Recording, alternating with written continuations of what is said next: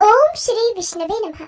हमारे हिंदू धर्म में एकादशी को व्रतों में सबसे श्रेष्ठ माना गया है। मान्यता है कि इस व्रत को रखने वाला व्यक्ति हर प्रकार के पाप से मुक्त हो जाता है, साथ ही पितरों को और आने वाली कई पीढ़ियों को भी इसका फल प्राप्त होता है। इस दिन भगवान विष्णु की विधि विधान से पूजा अर्चना करने पर निसंतान दंपतियों को संतान सुख की प्राप्ति होती है।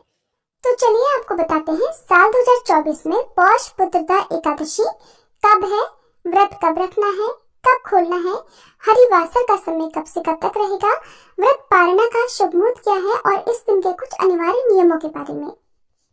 साल भर में 2 बार पुत्रदा एकादशी का व्रत रखा जाता है, एक तो पौष महीने के शुक्ल पक्ष में और दूसरा सावन महीने में। पुत्रदा एकादशी का जो व्रत है वो अपने नाम के अनुरूप ही संतान की रक्षा, उसके उज्जवल भविष्य के लिए रखा जाता है। इस दिन वैवाहिक दंपति भगवान विष्णु का दक्षिणावर्ती शंख से अगर अभिषेक करते हैं और चंदन का तिलक लगाकर उन्हें पीले फल, पीले फूल, तुलसी दलों सहित अर्पित करते हैं तो उनकी संतान संबंधी जो भी कामना है वो भगवान की कृपा से अवश्य ही पूर्ण हो जाती है। अगर संतान की कुंडली में किसी भी तरह का कोई ग्रह दोष है, किसी भी तरह की कोई समस्या उनके जीवन में है तो वो समस्या भी इस दिन व्रत रखने से दूर हो जाती है। निसंतान दंपतियों को मिलकर ही इस एकादशी का व्रत रखना चाहिए। अगर पति पत्नी दोनों एक साथ व्रत ना रख पाए तो दोनों में से कोई भी एक विधि विधान से नियमों का पालन करते हुए सच्चे मन से इस व्रत को धारण कर सकता है। और सबसे जरूरी बात कि इस दिन संतान प्राप्ति या फिर संतान से जुड़ी जो भी समस्याएं हैं उनके निवारण के लिए भगवान श्री कृष्ण के बाल स्वरूप की पूजा की जाती है। इस दिन लड्डू गोपाल जी की पूजा करके उन्हें नए वस्त्र धारण कराकर अच्छे से श्रृंगार करके उन्हें माखन मिश्री का भोग जरूर लगाएं। साथ ही संतान गोपाल मंत्र का भी जाप करें जो कि इस वीडियो में हम आपको बताएंगे।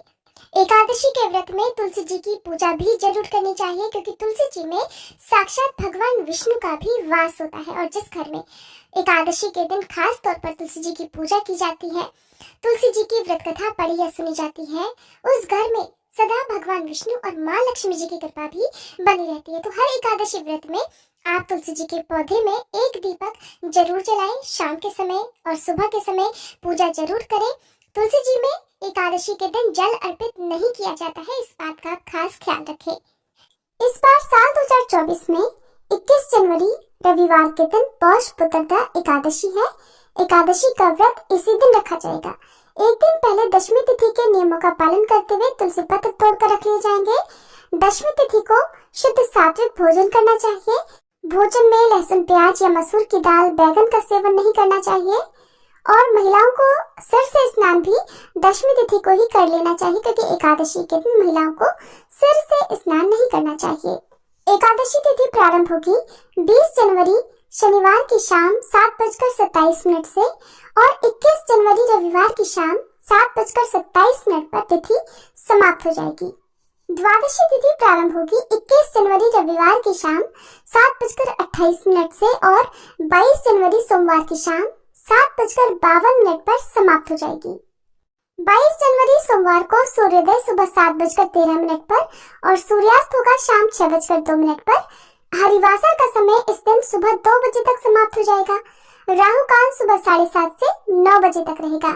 अब एकादशी के दिन आप अपने घर पर भगवान विष्णु की पूजा करते समय अक्षत का प्रयोग भी ना करें। यहाँ तक कि इस दिन चावल से बनी किसी भी वस्तु का सेवन परिवार में नहीं करना चाहिए, जिसका दोष व्रती को तो लगता ही है, परिवारजनों को भी इसका दोष लग जाता है।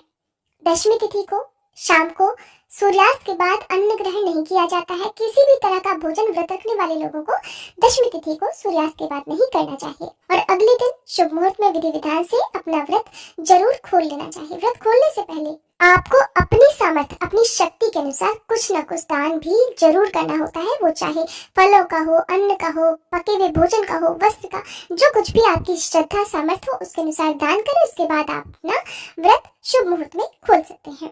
संतान गोपाल मंत्र है, देवकी सुत गोविंद वासुदेव जगतपते देहि में तनयम कृष्ण त्वामहम शरणम गतः। इस मंत्र का कम से कम 108 बार जाप आप भगवान कृष्ण की पूजा करते समय जरूर करें। लड्डू गोपाल जी को इस मंत्र का जाप करने के बाद माखन मिश्री का भोग लगाएं। उम्मीद है ये जानकारी आपको पसंद आई होगी। वीडियो अच्छी लगी हो तो चैनल को सब्सक्राइब करना मत भूलिएगा।